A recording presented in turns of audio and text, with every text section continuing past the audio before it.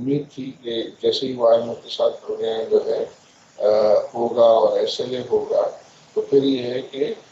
دوسرے فنڈس بھی جو ہے وہ پاکستان کو اویلیبل ہونا شروع ہو جائیں گے، اور ہم دیکھا سعودی عرب اور UAE نے بھی فنڈز جو ہے وہ اویلیبل کیے۔ اب میں سمجھتا ہوں کہ ورلڈ بینک اور ایشین ڈیولپمنٹ بینک AIIB ان کے فنڈس بھی جو ہے وہ انشاءاللہ ریلیز ہوں گے، اور پھر کمرشل مارکیٹ بھی آپ کو جو ہے وہ اویلیبل ہو جائے گی۔ تو اس سے جو ہے ایک بات تھی کہ آپ IMF کے ساتھ پروگرام کریں گے، صرف IMF کی طرف سے جو ڈالرز آنے ہیں وہی کافی نہیں ہے، بلکہ ان کی اسٹیمپ کی وجہ سے جو دروازے کھلیں گے دوسرے اس کی بہت زیادہ اہمیت ہے۔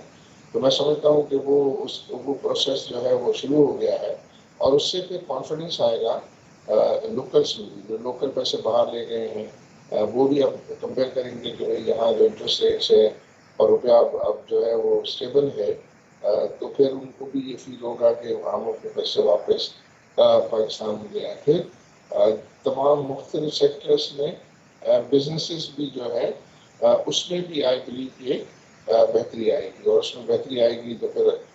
پروفیٹیبل انویسٹمنٹ کی اپارچونیٹیز جو ہے وہ نکلیں گی۔